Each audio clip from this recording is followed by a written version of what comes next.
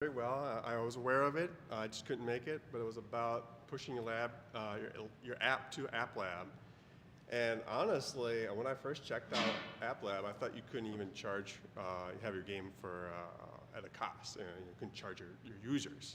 And I already had it on the Rift in the HTC Vive on the store for X amount of money, and to port it to the Quest and be free or something in between didn't make sense. So I just abandoned it because I was actually, whatever.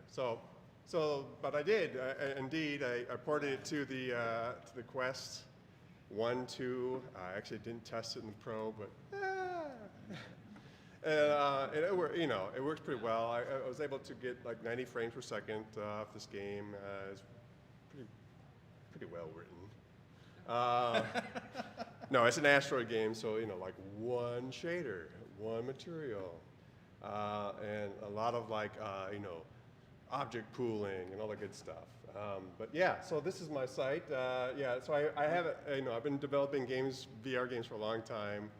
From the Rift, not a long time, but I made a Kickstarter a long time ago for the Cosmetic Mission, which was like a hybrid of all the things I love, like RC planes, Myst, and VR in space. Probably overreaching. But that launched, and then I made a little simpler one called Cosmic Blast, which is basically an asteroid game in VR space, like room space asteroid game. You play mostly third party, but actually you can. There's the video. You could just click on that one.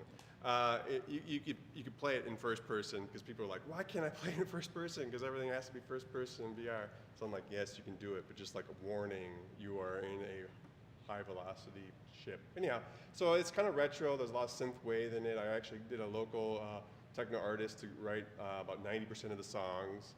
A lot of upgrades, a lot of bloom effects. It works well, and actually the Quest, I thought I had to get rid of that too. Actually, when I first looked at porting it to the Quest, a lot of these features just was too demanding on the Unity, but they've written really well to improve the porting process. So yeah, that's my experience. One thing I do have to add though is when you bring it to the App Lab, the approval process is between 5 to, like they say, 18 weeks. In other words, they're throwing like 5 interns at the approval process. But luckily for me, it was about 5 weeks. So I don't know what the 18 weeks is, but it really freaked me out. So, but anyhow, it's on there. Go check it out. I see you brought your own headset tonight. What's that for? It's just down if anybody wanted to check it out. Excellent. Yeah, it's $2.99. Actually, I put it on Reddit. They're like, whoa, too cheap. You should make it more. I'm like, oh man. Anyhow, it's better. Thanks, Ian. What's up? You got a question? Yeah. App Lab. Okay, sorry. So normally to get your game. You should see our January meeting. Yeah. But also. Normally to get your game on the official app store, you have to go through an approval process, which I tried. And they like, nope, not cool enough. So then you're like, you're in no man's land. So for a while there, we used SideQuest to just like side load your apps to the store. And actually, SideQuest is still a thriving website, which is just registered on. But now they like, Meta's like, wait, we want some of that sales. Like they still take 30% of your sales, but we don't want to approve it. So it's a kind of a hybrid of like, these apps are on our store. You can't find them unless you perfectly type the name in or get a direct link, and that's what it is. And they take the full percentage. So it's like all the benefits. And they pop up a warning. And a warning. It sounds awful. Like this will corrupt your hard drive. Like your mom might die. You're like, oh my God. This was not good enough for to go on. Yeah. Well, so my disclaimer though is if I had like I shoot for 90, which is a thing you can do. Sometimes it dips down to 86 or something. I'm like, App Lab, good enough. You said it takes 5 to 18 weeks to get approved. Was that 5 weeks that you submitted and then Okay. they approved it, or was there like any back and forth where you have to change stuff? So the process of going through submitting it to the App Lab, App Store or App Lab, there's a checklist you have to hit. So I have no idea if you don't do it right, but make sure you nail the things. A lot of them's like entitlement checks, Does it pause when you go to the menu? All these kind of things are really easy to check. I don't know what happens if you fail in those. Is it another 5 weeks? But that's like, once it's all good and golden and you want to show it up to the public, the general public, it's 5 weeks. But you can put it up on beta, alpha, or a client channel, RC, I don't know what it stands for. Release candidate. Thank you. Release candidate one, which is, you know, you can have like 100 users each to try it out and play around. And that's almost instantly. Like it's like, you know, you can use a command line, upload it, tell your friends, put them in the list, and they can play it and test it. And that's actually a good way to build, as they talked about, you know, good followers and support and marketing and all that stuff. So, I don't know. It's, Yep. yeah, it is. Yeah. I mean, I get where they're coming from. It's just, you know. What? Yeah. There you go. Thank you. Thanks. Emojis are coming. Emojis are popping. Yeah. And welcome to our YouTube stream. Sorry we were a little late getting rolling there, but we just kind of did some local introductions, so you didn't miss very much. We'll get going with the official content here. Hey, wait a minute, what? What? I mean, certain people, something's, I don't got any jokes. Okay, F5. Hey, where's the play button? This thing? All right. Welcome, welcome. Okay. Do we have any other plugs, I guess, before we move on? Okay, great. Well, we had kind of a tight schedule, so we'll just zoom a little bit here. We weren't able to meet last month. I had already kind of said to the locals, in-person folks, but there's some news to cover because a lot's been going on. Did anybody order a Vive XR Elite and or try one somewhere? So this is the newest headset from HTC and is probably the reason why the Quest Pro dropped $400 on its price. It's got a lot of similarities. It's got pancake lenses. It's got kind of a neater look. It's got the battery in the back, but it's removable. And then the one super cool trick it does is it disassembles. Oh yeah, this is another super cool trick. So it's got diopter adjustments if you're nearsighted and don't have astigmatisms or any of those other fancy ones that make non-symmetric lenses. You don't need glasses to use this. So for certain people, they totally don't need glasses and it works great. And then it disassembles like that. But then you need power because you just took the battery off. But if you're doing PCVR or something, this makes a whole lot of sense. And then it just comes kind of down to your head shape because now you don't have a back strap or a top strap. You have a head pinch, and that's how it's staying on your face. And you've still got a mobile CPU and cooling for it and a couple displays on the front. So certain people love that. Other people can't do it at all. And so that's where these demos like we're doing today come in real handy.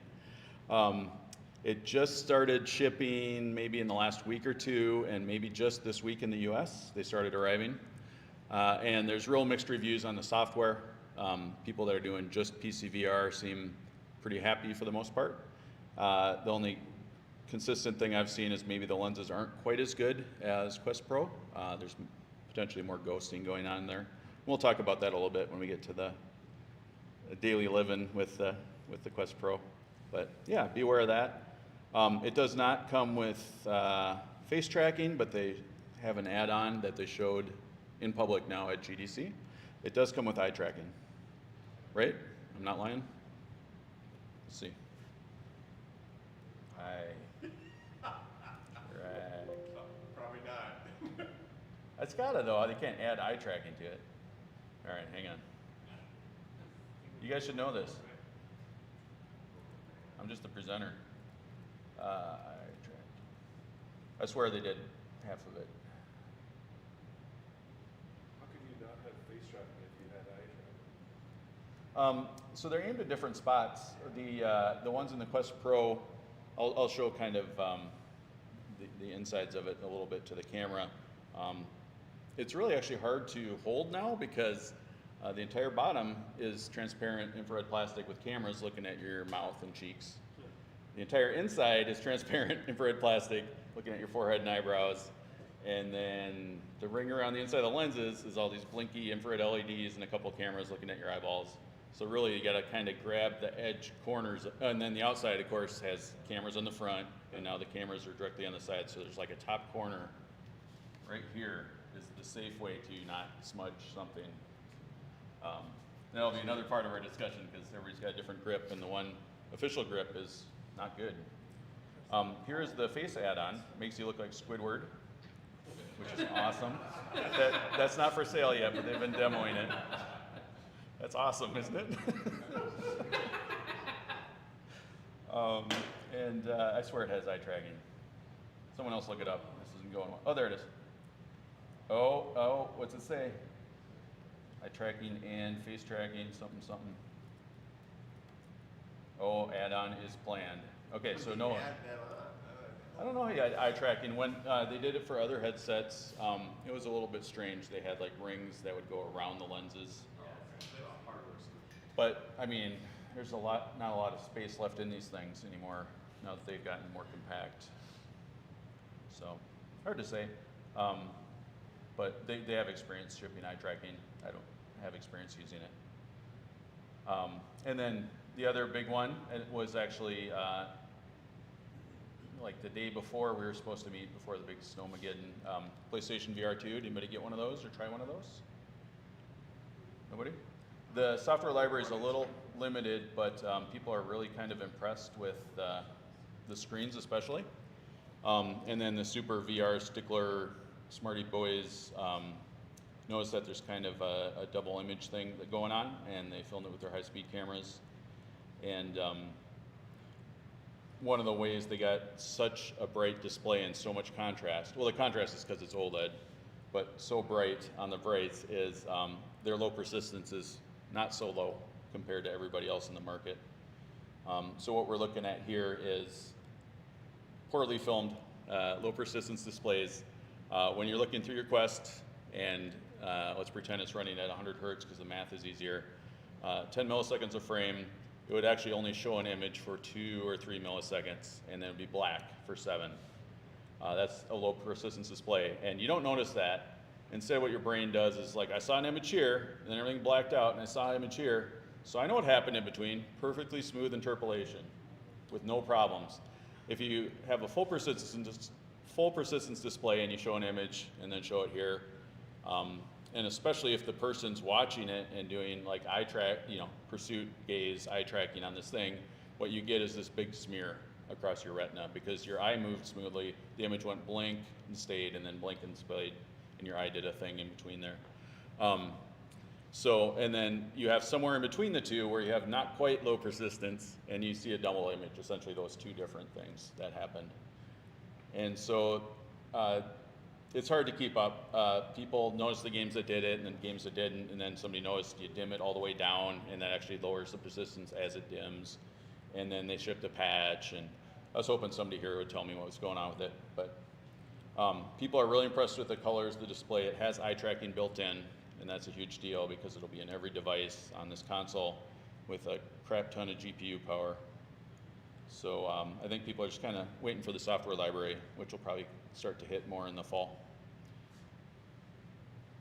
But people that really like to play driving sims say it's, Gran Turismo, say it's worth it already. Dragon sims are on the way. Wait for the fall. And then one other super crazy, awesome thing, Big Screen Beyond. We had this go around a little bit in this Slack. So the guys that made Big Screen, the movie watching app, they're like, we should make some hardware. So they did, and it's optimized for their use case, which is watching essentially media in VR. So it has these same pancake lenses. Did everybody see it assemble in layers? It has OLED, so it has good contrast and colors. And then they wanted to make the lightest headset. So it doesn't come with a battery, it doesn't come with processing. It's going to have a cable. And then it used lighthouse tracking, like from a Vive, classic Vive, or the Index. So you do need those base stations to do the tracking, which is an odd thing to do in this day and age, but it's really aiming for a real specific user. And They say if it's version 1 or version 2 of the lighthouse. I would assume it's version 2, but I don't know if they said, because that would give them the most compatibility, like with index lighthouses. Is that supposed to be similar to the Apple one? The Apple one has a cable to the battery. Is that right? Yeah, it's not super clear if the processing will be on board or in the battery, 'cause it's going to have a lot of processing. But supposedly we're going to know this summer is what everybody's thinking about the Apple headset. So this is one to watch. If this ends up being good for a general purpose VR instead of just watching movies, it could be a real contender for anybody that has an Index, has a Vive still. To get it that small, they actually custom fit it to your face because it does need to fit kind of tightly against your cheekbones to hold itself. Hey, you 3D scan your face and send in your. You do, yep. Wow. Yep. I think that's going to be a little. You scan your face to get a custom fitted foam interface for it. Take like pictures of it. They want you to use an Apple with the front LiDAR depth camera. This kind of, they tested it on. Yeah. They did a good job of seeding it out to people that know things, and they were generally impressed with it. So like Norm from Tested is the best place to go, but all these other people got it too. They really did hit all the kind of key people that know what they're doing and give them a try. My favorite picture, I don't have it here, but somebody wanted to compare how big or small it was, so of course they put it by a banana. And then the response from these guys was like, yeah, but it's lighter than the banana. So it is light. It is light enough that they don't bother to ship headphones because that would add significant weight. You can have your own or they will ship it separately. So. Yep, Big Screen Beyond is the name of the headset for some reason. The res is a little healthy bump over everything else we have. Some people think it's enough for text, other people say it's not enough for text yet. So, yeah, it's one to watch. If I had silly money to throw around because I didn't buy one of these, I'd probably throw it at that. And then this also hit our Slack. Vive has got a new 4th generation tracker that they demoed publicly at GDC, and it's inside out tracked. So we'll talk about this in depth, but these controllers here are not your typical LEDs on a stick. They are the full power of a Quest Pro plus 3 cameras to track themselves. Not a Quest Pro, a Go, Oculus Go. So a mid-range phone from 3 or 4 years ago. In each one of these, it has a healthy battery too. How long's the battery last? So about 8 hours. That was one of the things they poorly messaged at launch. Is that your observation of it? Or? I tend not to charge them during the day. I have to charge this during the day. Yeah. Even if it's on USB, I've never drained it all the way, but it seems like it would. It's always trending down.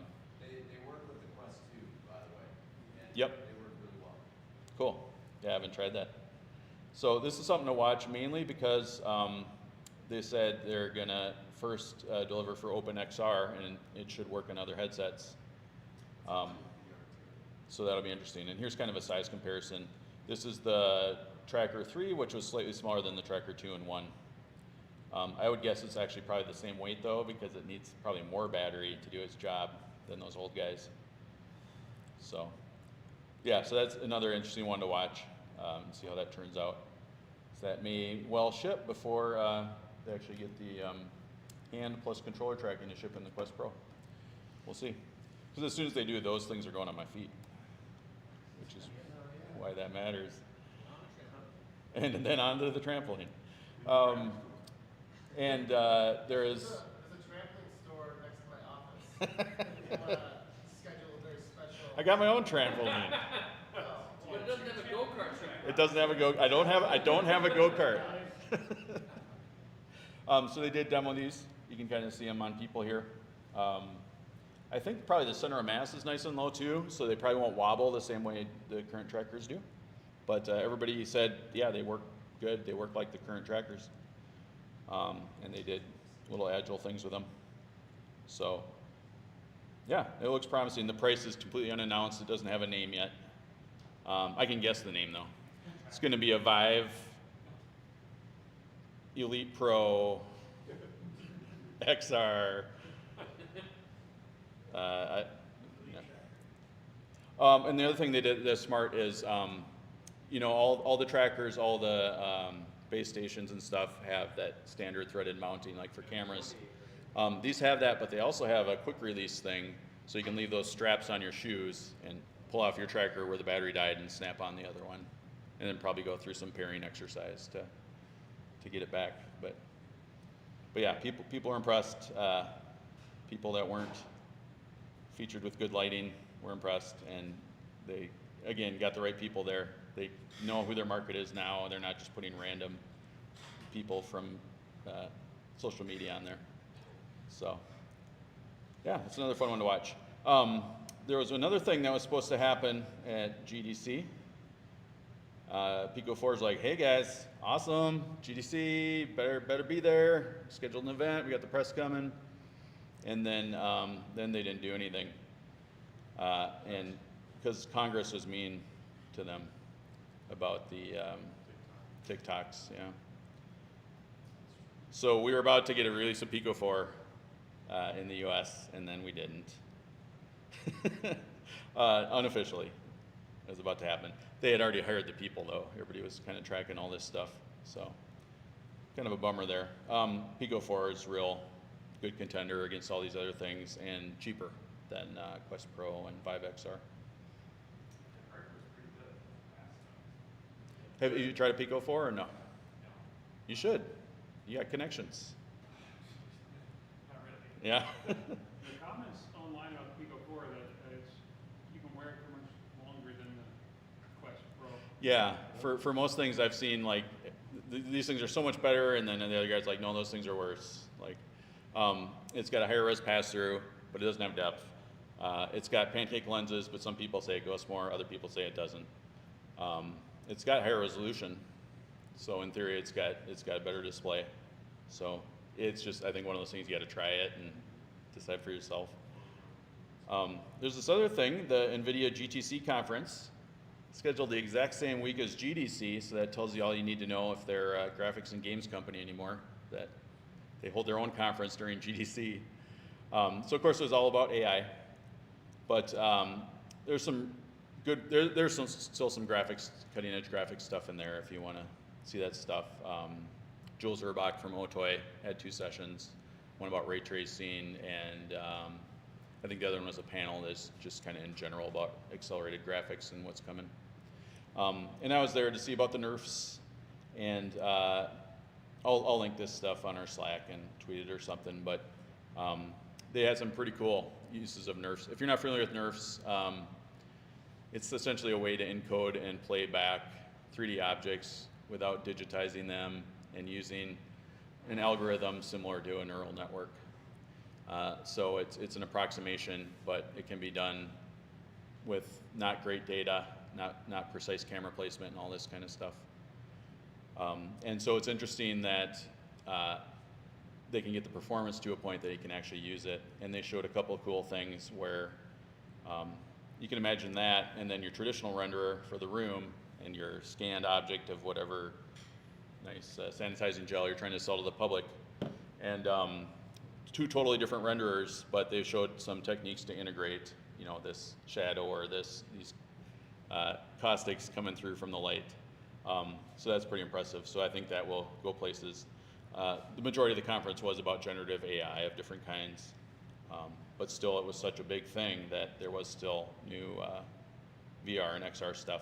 They have something called Cloud XR that's exactly what you would guess, rendering in the cloud and piping it to your headset. And then feeling funny about the latency. And they have a new architecture, though, that's going to kind of cut through a bunch of the layers. The current thing, I don't know if anybody's tried it, the current thing is a plugin for Steam VR. So when they show you on the Quest, you're going Quest, Oculus Link, Oculus Desktop, Steam VR plugin, Cloud XR, on a server, pose information, send it back, get to the headset, correct for the time delay, and hope that it doesn't change over frames. Yeah, have you tried it? Oh, no, sorry. Okay. I had a question about something you said previously. Yeah. Oh, it might be misunderstanding by me, but did you say a nerf is not actually a 3D model? Or they're not producing 3D models from nerf? Yeah, the render is something kind of like ray casting. Well, it's kind of like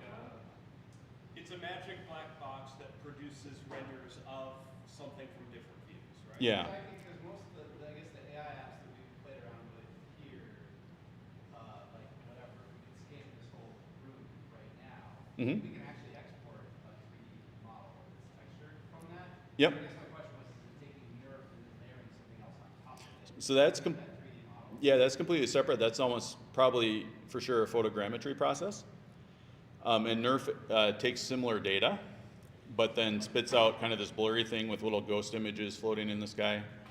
And it's never got a step that it passes through a 3D mesh, except for NVIDIA's got a specialized version called Instant NERF that does speed up the rendering by making a mesh in the middle. But the classic NERF algorithms don't. Gotcha. So like the stuff that Google is doing and like started throwing it, I don't know, whatever, a couple months ago, that's a combination of photogrammetry. I'm not sure about Google stuff, but if they say NERF, there is a neural network in the middle. That's half of the acronym, and the rendering is something close to ray casting, and there is no actual 3D geometry with textures in there. But there is such a big mix of ways that AI is getting used. One of the things I linked here is actually a nice overview. If you got an hour to kill, it goes through all the different ones that NVIDIA's had a hand in, and they probably have touched everything, including, I'm going to get the name wrong, but essentially unrendering images. So something that can take a bunch of photos and gradually work towards, this was the mesh and this was the shader that could have made that. So I don't even know what you call that. They had a name for it specifically, but the only thing they have in common is that they use these techniques of repetition and training and kind of self-correcting. Yeah, I guess it was confusing to me because I always thought that Nerf was an alternative to photogrammetry for getting the 3D model. It's an alternative to seeing it, but you don't necessarily get a 3D model. You get the final picture if the camera was here or if the camera was here. It's like a render layer as well as encoding. No, but I'm saying, like, if anybody's played with like Luma.ai or whatever, any of those other apps, like you can actually kick out full 3D meshes. Yep. in there. Not a video though. But do they call them nerfs? Yeah. Oh, okay. Yeah. We should check that out. I'm like this deep on the actual tech. Yeah. I've just been using it, right? Yeah. It's black box magic, right? So that's why your comment I was like. And then can you take it and import it into Blender or Unity or something? Yeah, we've like scanned retail. I've taken like videos of retail stores. Yeah. Put out a 3D model, and that's dropped it in our engine and used it VR. And I would think that was a traditional photogrammetry, but is there a different step that? Okay. I think it's just Nerf. I mean, I don't know, right? Could be on both.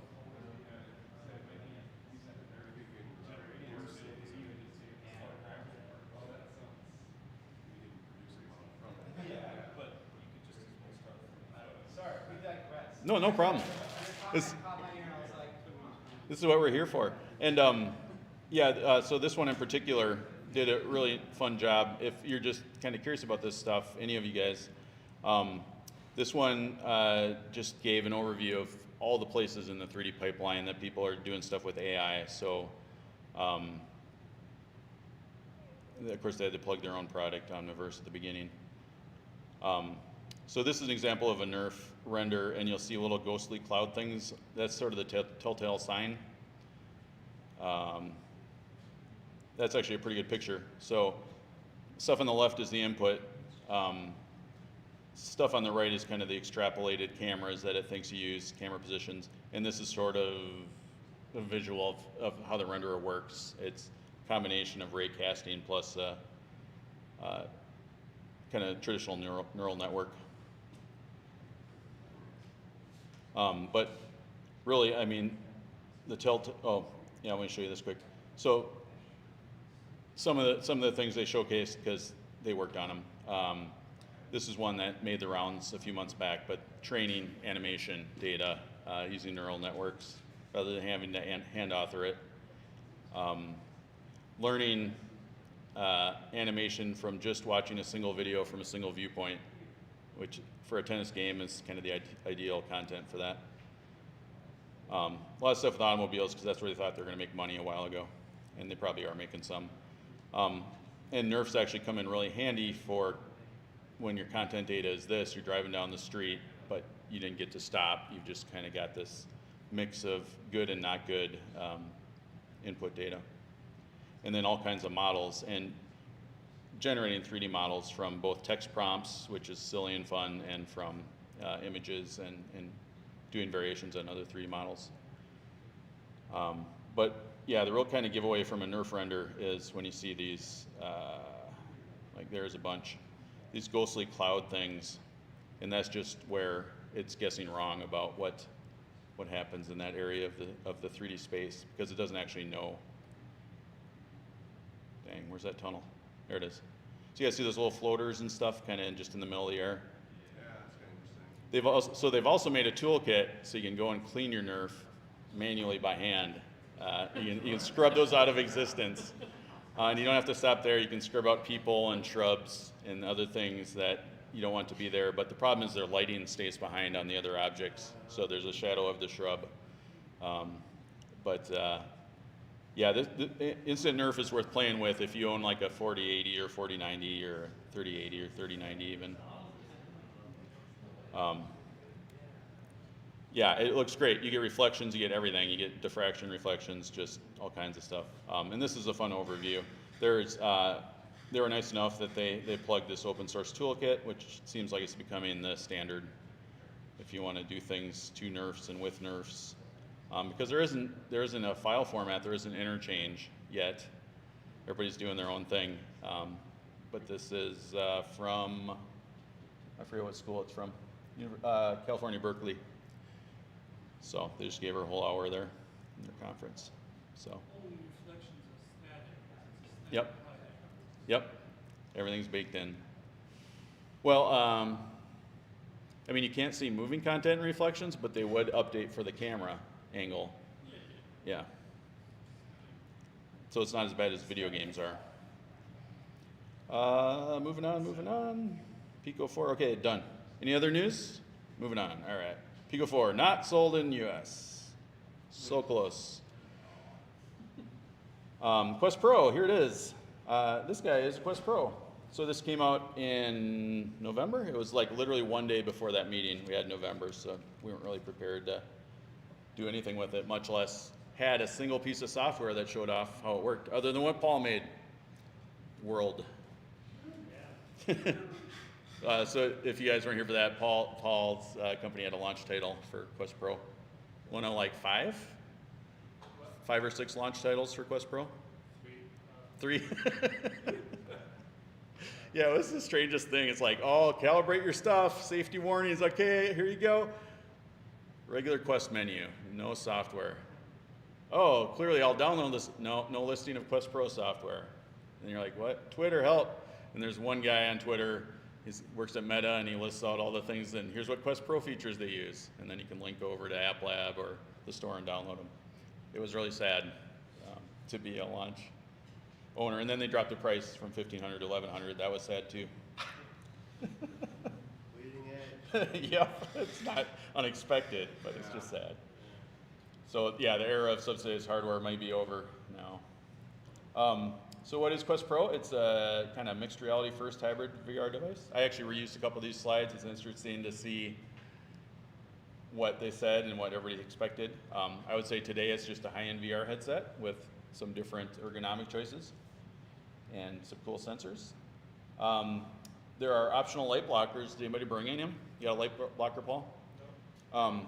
These are magnets here on the side, so you just go bloop, and you got a light blocker. But one of the big differences, obviously, is this. It's really nice to be able to see your surroundings, and if you need to not use, I'm using pass-through, but to not use pass-through and just see the keyboard or whatever, it's super handy. If you're walking around, you don't worry about getting killed now with being able to see out. And then for a while, people that did VR said it wasn't immersive enough, and you can go read about it on Reddit. I think most people settle on taking them off and being happy with it. You do see the world. You don't have nearly the amount of glare that you would on Quest 2. I had done this already in my Quest 2 just to make development easier. and that's because of these new lenses. So that's probably the best thing about this new generation headsets is the pancake lenses. So instead of the Fresnel rings and lots of weird glares from everywhere direction, depending on what's on the screen or where your eye's positioned, these, Matt Summers was here, he tells us exactly, did you work on the pancake lenses? Not really, yeah, it was all Matt. So they're layers like we saw in that video, and they actually bounce back and forth, and the whole point of doing that is you take the light path, the traveled light path, and you collapse it by just ricocheting a few times. And that lets you make the headset a lot thinner, but still focus at a distance far away. And along with that, when you get rid of the Fresnel lenses, you get edge-to-edge clarity, and not too many of the weird fringy things in color, chromatic aberration going on. The thing that you can get, and what people complain a little bit on the Pico, is as it bounces back and forth, you get little ghosts kind of going off to infinity. But there's a lot of fancy polarization and layers of coating. Yes, Bradley? They fog up? Like, what's their fog? So, especially with this kind of a layout, no, not even a chance, because there's so much air moving around in there. Yeah, and I don't know if they would behave differently or not in a closed VR headset, because I've never tried them with that. But hard to say, yeah. But yeah, definitely with this type of headset, let me zoom this guy a little bit. Oh, that's not how you zoom in slides. Let's go big. All right, I give up, I'm not zooming.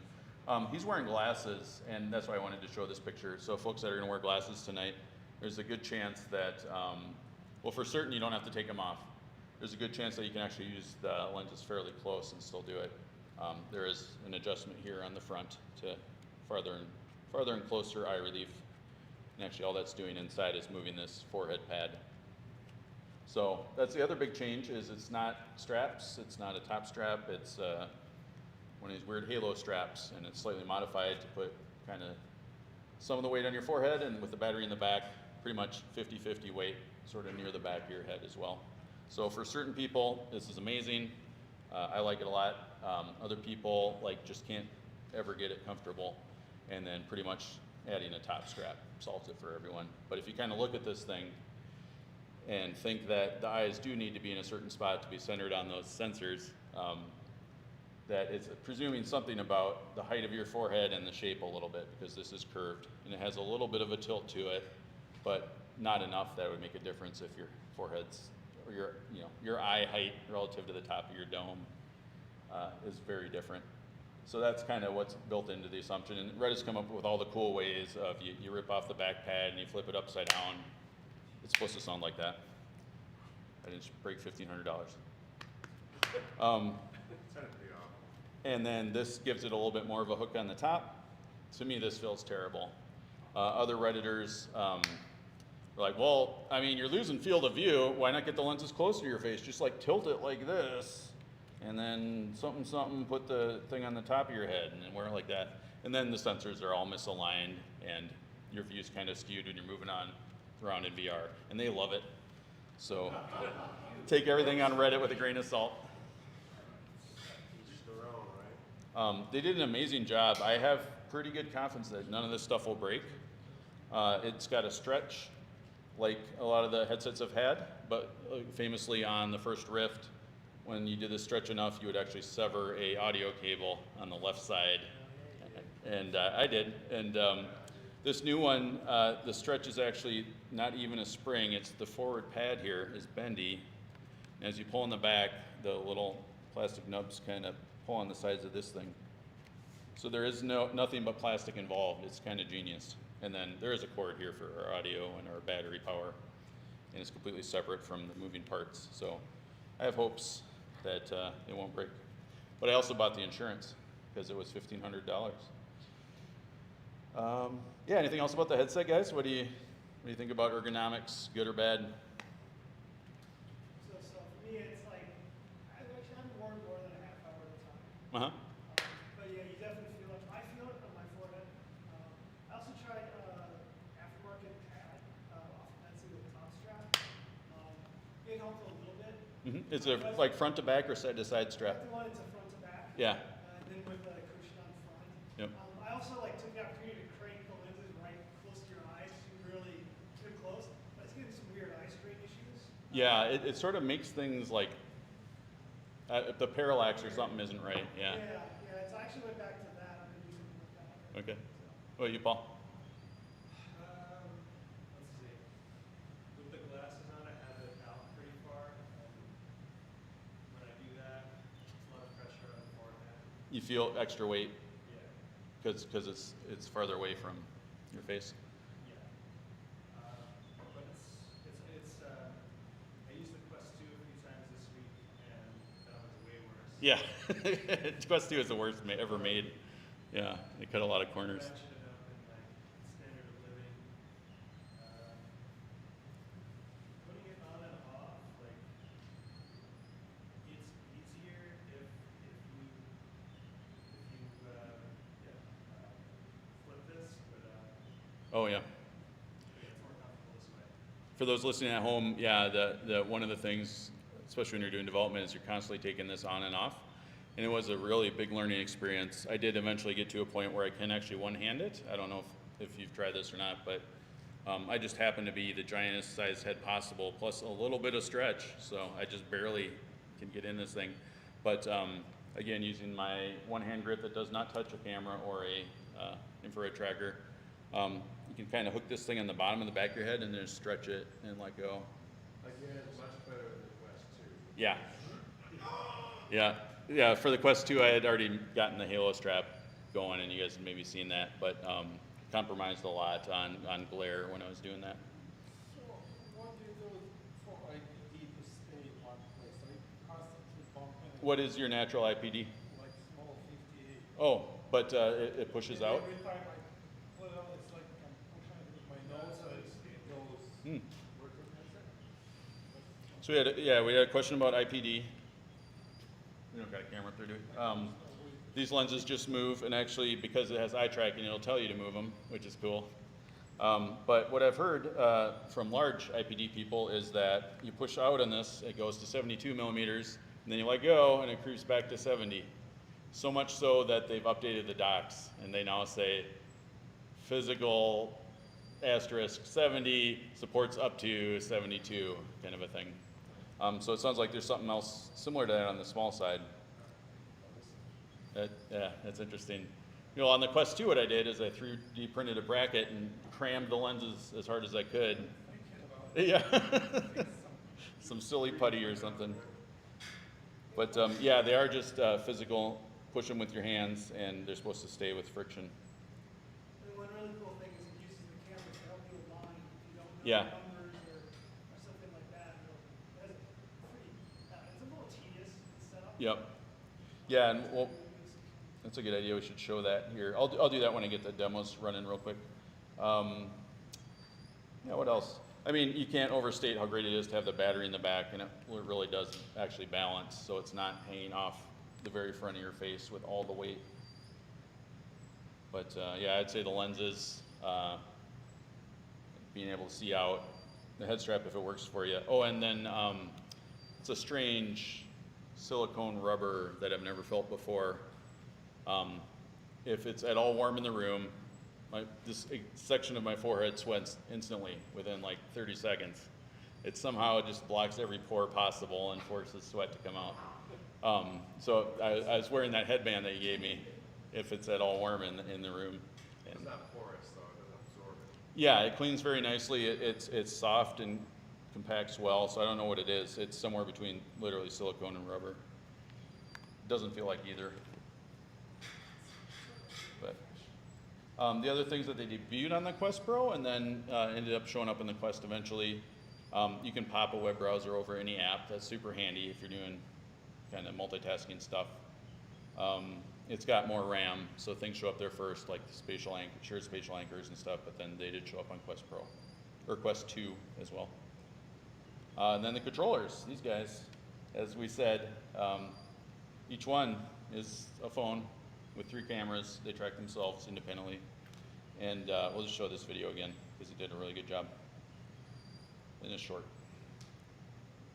And it has audio. Most importantly, the Touch Pro controllers are self-tracked, and this allows us to remove the tracking rings. And users really never quiet. have to think about tracking. It just seamlessly works. the Touch Pro controllers represent a big step forward in terms of haptic capabilities. Unlike previous touch controllers, which contain a single linear resonant actuator, the Touch Pro controllers contain 3 haptic devices. 1 primary voice coil motor in the main body of the controller, and 2 LRA haptic devices, 1 in the index trigger and 1 in the new thumb rest. The LRA haptic devices allow you to deliver haptic feedback at the location that most makes sense. Meanwhile, the VCM haptic device allows for the most complex and realistic haptic effects we've ever had via their ability to play audio-like PCM data. The index trigger is another area of significant improvement. In addition to the LRA haptic device, the trigger now contains sensors to detect finger curl and slide. As you can see in this video, the movement of the user's index finger is translated. Let me pause for 1 second there. There's all the other things that I like to watch. So that's the one thing that's missing of all the promised features that have been gradually showing up. This is a touch sensor, so it can sense X and Y, but when you're holding it, that essentially means sliding and then moving up and down on that trigger. There's another unannounced one that somebody found underneath the thumb rest as well. And I don't believe that's supported, but you guys can tell me if you think different. Because there's kind of basic touch support, and I would argue that maybe this isn't there, but other people have said it is. Into VR more accurately than ever before. The thumb rest is another area where we've added functionality to the Touch Pro controllers. In addition to the LRA haptic device, the thumb rest also contains a pressure sensor. When combined, input from the index trigger and thumb rest can be used to enable a precision grip interaction. Precision grip enables a natural and intuitive pinch interaction in VR. Oh yeah. In addition, precision grip also enables a secondary interaction of applying pressure to held objects. It's also possible to enable simultaneous tracking of hands and controllers. While not available yet, this means that in the future, developers will be able to build new Still in the experiences future. using any combination of hands and controllers at the same time. Next, while the Touch Pro controllers come with the lanyards we're all familiar with, these lanyards are removable and replaceable with stylus tips. These connect with a pressure-sensitive sensor in the base of the controller. Once you flip the controller around, this allows you to use the Touch Pro controller as a pen-like device in applications that support it. It's pressure-sensitive as well. The stylus tip improves the writing experience by enabling accurate contact point detection with real-world surfaces. Surfaces like desks and walls, of course, but this can also apply to any object, allowing you interactions like tracing objects into VR. Has anybody ever seen evidence of pressure sensitivity on that? So I haven't. Anybody that's tried it once probably didn't try it a second time, but the apps that use it well, and this idea that if you're drawing against a surface, it's a lot easier than drawing in midair and trying not to make terrible shapes. So that they'll have you pop on the tips and draw something in 2D and then place it in 3D. Shapes XR, probably Gravity Sketch, and what's the other one? The other 3D modeling guy. And then the thing I use it for occasionally is because we're not allowed to access data, 3D data from the world, you can go around and digitize objects by just tapping on them like you're living in the 80s. And you work at ILM. And it's nice and accurate, you know, because this is a known position and stuff. And then the other thing they don't talk about is they work great outside in the sunlight. Here's one of the architecture apps illegally demoing a controller in direct sunlight and casting a shadow on the ground. Color pass-through, we won't go into the details, but it's not amazing, it's just color. That was probably one of the more disappointing things. I had big plans for that. In particular, the exposure and levels of exposure don't work well. If you hold up your phone is one solid block of white. If you say walk to the front door and there is or isn't a nuclear explosion outside, it will look the same, white. If you step outside into the sunlight, you'll get yelled at for leaving your play space, but you'll have this beautiful contrasty picture. You can't do that. That's against the rules to go outdoors. Quest Pro is for indoor use only. So I have high hopes for this summer. And that's the other reason I bought the insurance. And the eye and face tracking. They showed it on avatars. The avatars are kind of not great. we have this demo. You're going to try it yourself. This is a nice animated character with good blend shapes. And they went in and added all the things that you need that don't exist with avatars, and that's little offsets and multipliers and tweaks to map your muscle movement onto the artificial muscle movement. So you can do some really exaggerated stuff with that demo, and it'll be cool. And then eye-tracked foveated rendering. With eye-tracked foveated rendering, or ETFR, we're pushing the boundary forward by moving the foveal region around to match where you're looking using eye tracking. And so because the low resolution region is always hidden in your peripheral vision, we can now use more aggressive foveation maps, hence delivering more GPU saving. Doesn't look synchronized, does it? It's not. There is no access to the eye tracking camera data. There's only the point that your eye's looking at. I don't even think they give us anything about pupil dilation. I'm pretty sure they don't. That's only for them to know. But they do have something kind of built in to let you do the eye-tracked foveated rendering. It's not this huge performance gain that people are hoping it was going to be. But red matter does show it off in that it can put a lot of detail and super sampling right where you're looking. So if you're looking at text in VR, it can improve things. And then you can kind of see the glints. Those are all those little infrared lights that are all around the ring of each lens. And that's how it's doing its job. It's looking at the shape of your eye. This is just kind of the graph that got released at the developer conference. It's not like amazing. It's like, yeah, 10, 20% better. But really the difference is you're allowed to use high-res stuff, whereas if you didn't have this, that wouldn't even be inside the project. It would be only for the PC version, not the Quest version. And with PlayStation shipping that, you'd think it's going to show up in a lot of more expensive AAA kind of projects too. Still waiting on track cans and controllers at the same time. Still waiting on the 6 gigahertz support for Wi-Fi 6E. You can get a lot of bandwidth out of what's there, but if you're in a crowded space with lots of devices, you know, switching to a band that other people can't afford to buy yet will help you out. The index finger slide and curl tracking's not there. The undocumented thumb position tracking. Oh, and I lost the link to that. Oh well, there's a guy on Twitter that just shows readouts from the device buffer as he's drawing on this with his thumb. And then local dimming is, like I said, was implemented on exactly 2 games, and now has started to show up other places. So this is actually a really nice example. Somebody carefully did set exposure with and without local dimming. And what you're seeing is black that's not black when local dimming's off, and then blooming around anything that's bright when local dimming is on, but then the rest of the screen is very black.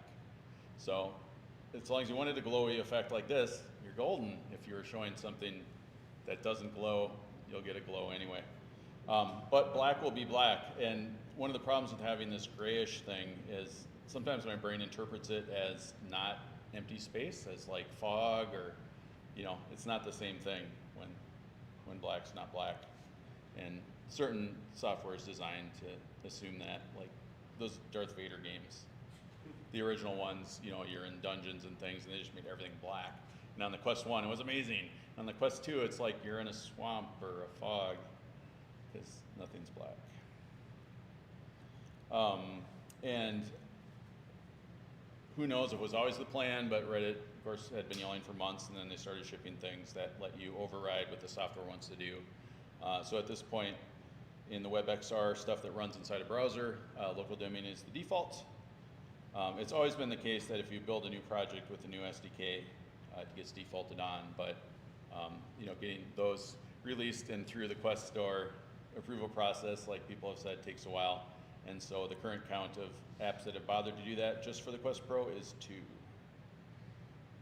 1 launch title and 1 later. So what you're gonna try today, face tracking Aura, 90% of the features promised on this thing. It's really impressive. And then we'll try to get something additional going for you.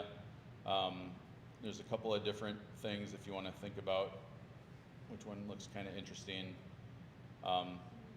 This is a 2-player thing, so we might actually have to try to get this going. We had some internet problems when we were setting up, but It's a really, really shallow game with face tracking, and you actually are seeing the people across from you through pass through, and it's kind of interesting, but it's not much of a game. It's basically hungry hippos, I guess, with bad instructions.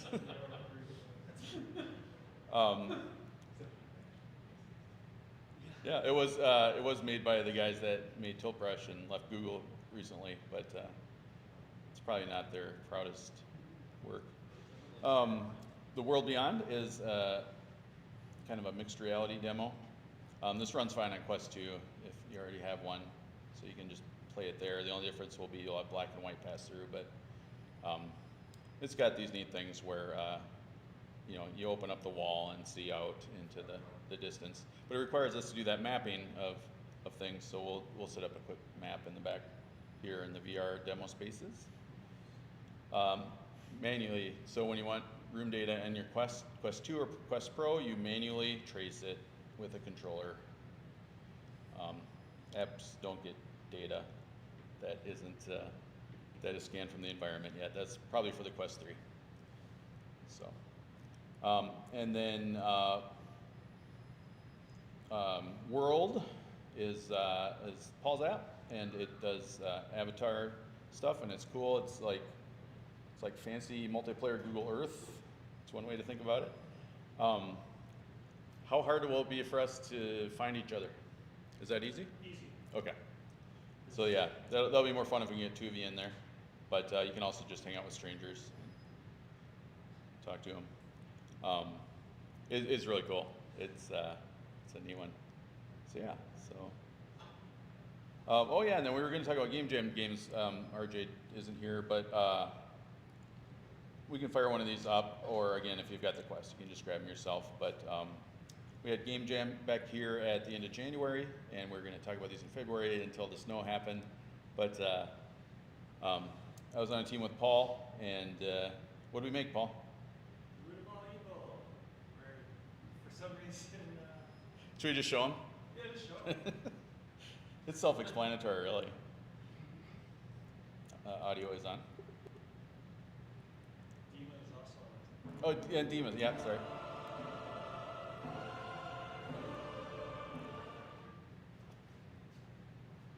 Louder.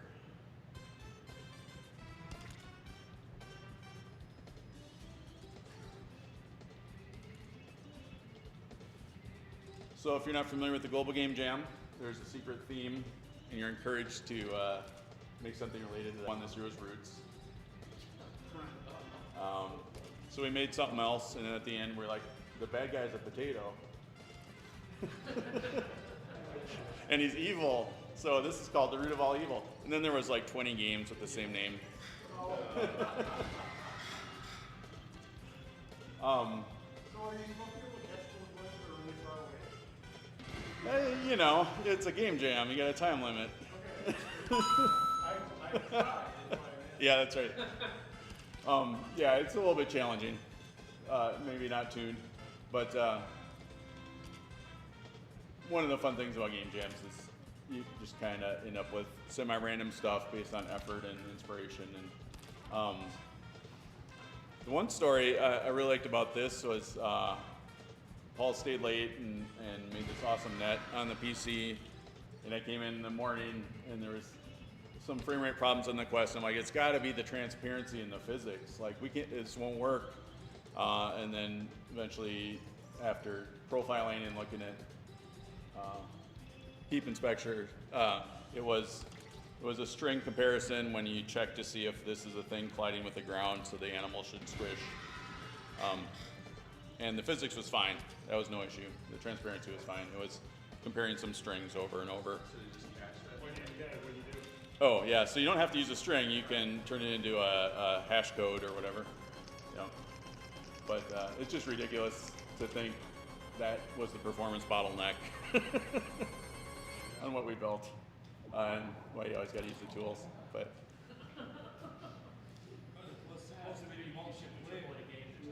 and they told us YouTube was going to take down our video because of the copyright music, and it hasn't. I love the clothiness of It's cool. Yeah, it's a good toy. And it is challenging. It gets tangled up and the animals get caught in there. That's a cool one to try out. RJ did one called Let Us Escape, and I couldn't find any videos of it. That one didn't make it quite as far because he's working at home and he has kids, but the interesting part about it is his whole technique was, what if you took off your head in VR and then like you set it over there and then still controlled your body while you're looking back at it.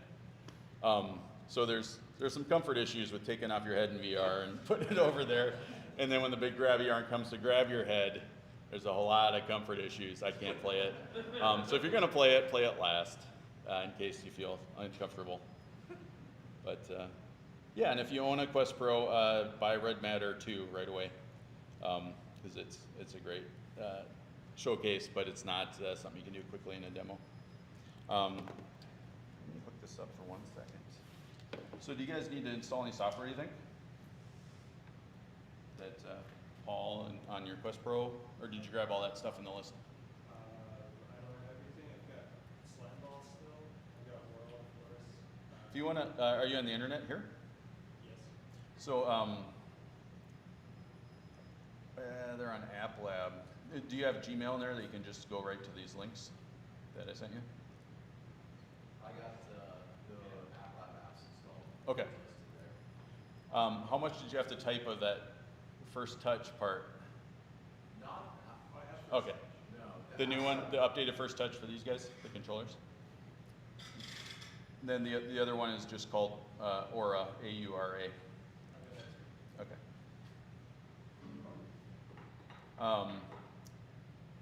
Yeah, one of the challenges, like Ian said with App Lab, is to find things. You type the name exactly, or you don't find it. But you will find all the things in the store that don't have a similar name, but for some reason it decided you should see. So. Follow a link. That's what I'm going to do. What's that? Follow a link. Yeah, and really promoting it yourself on another way, and then just following a link directly to App Lab works good. Here we go.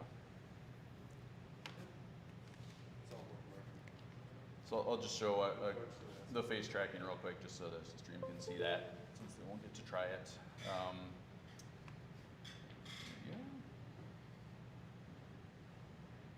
The fun part with the standard avatars, when you switch off eye tracking, Yeah. it ends up with the strangest like expression on the face, like lids pull up and like, Yeah, and a lot of the people do switch off the eye tracking because for a lot of people, the default look with the meta avatars is like you're asleep or stoned or something, and they need to do something serious. What is this? Funny, Maybe I won't go over Wi-Fi. this one guy was in there and everyone's like, man, you look stoned. It's like, I am. It's just like, he looks so high. It's like, accurate. Technology works. Please work, please work.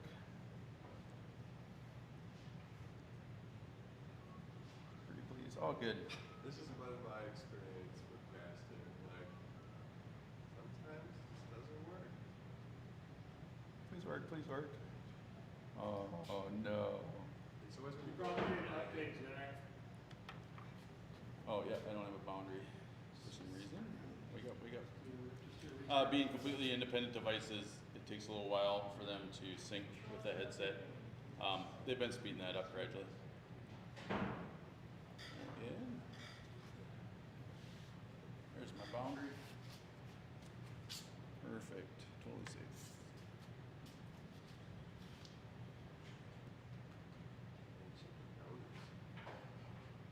Oh, maybe too big.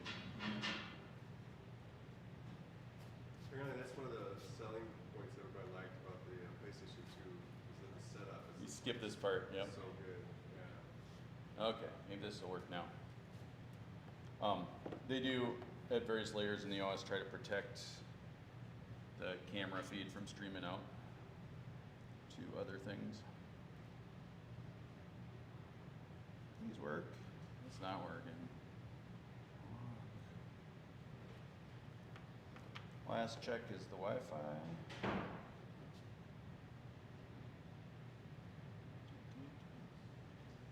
Okay, so you guys aren't seeing this because I'm not streaming. You're trying to set up the video, right? How is it sending the video? Depends. Okay. It's supposed to send it just over USB, but if this works, it's not. Matt, it's REM 5 VR Lab for the. Okay. Yes. The guest network should be back up. Yeah, my laptop's using it fine.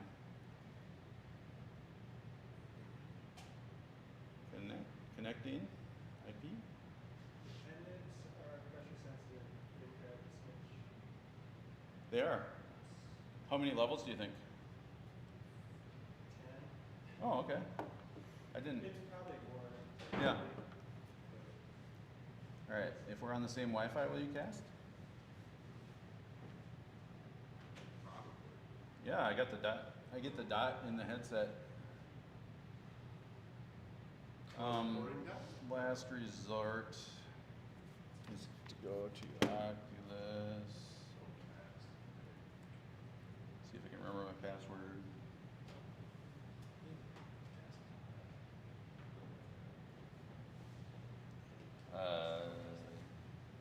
Log in. Oh, yep, that's me.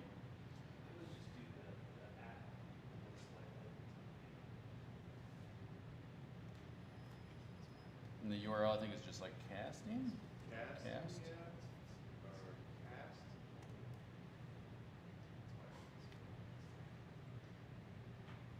All right. Meta. What the hell is that Bing homepage? That's hideous. There it is. Casting. No meta. Oculus. Of course. Hilarious. I am logged in though. I am logged in though. Oh, here we go. Which A account? login loop. Which account are you using? Oh, it worked. Yeah. All right. Sure. Now I gotta start casting from in here, which is, where is it? Yeah, I guess it is the Camera. It's under camera. Really? That's the software. Yeah. Camera. Cast. Hey, they're not lying. Computer. Next. Oh, now I got a red dot. It's gonna work.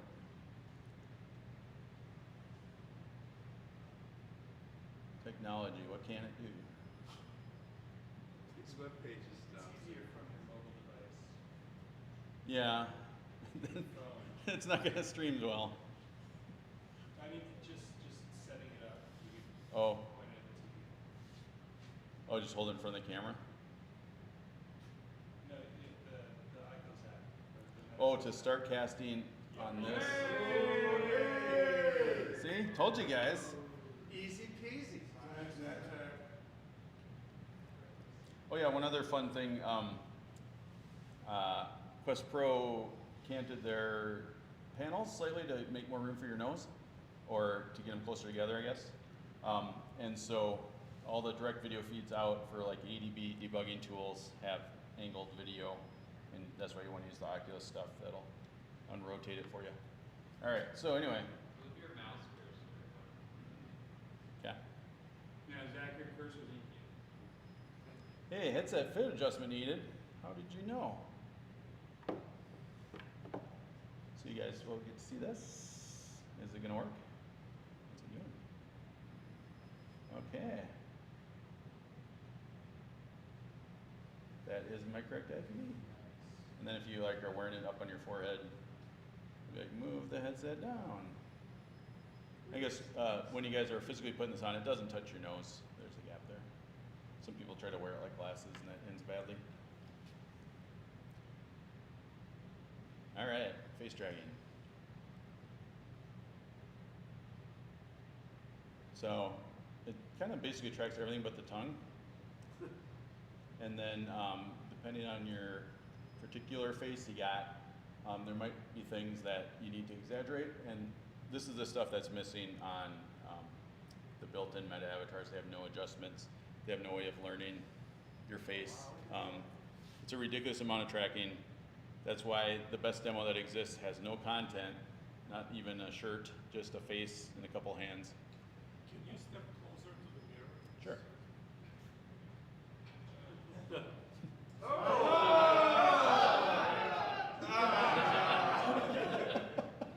There you're smiling. That's exactly how it happens in real life. Yep. And then these adjustments, so there's just a generic, make everything go to 11, and then you get to, you know, do some serious acting with Gabriel De Niro, or you can be a modern zombie and kind of overdo things. But really the things that kind of matter is like if you want to try out something that's not really tracking well on you, if you got a mustache, you might not get much cheek action going on because you're blocking the cameras with your mustache, and that's your own fault.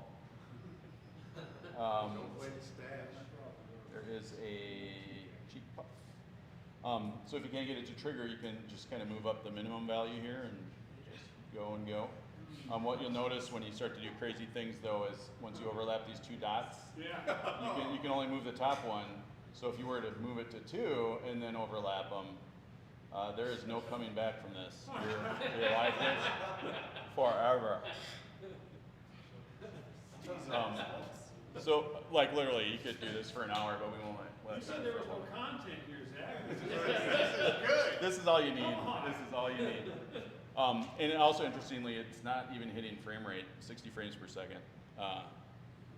So, you know, this is not gonna, you're not gonna get this level of quality in an actual game, an actual app. This is kind of a tool. You wouldn't get through the review process. Yep, exactly. Except they did somehow. They got through App Lab. This is for plugging into Maya, plugging into Blender. That's where I hope to see a lot of neat stuff. And this is showing up in, like I mentioned, like in VR chat, they aren't using this level of complexity, you know, and you don't need it. You need the eyebrows and a few things with the mouth.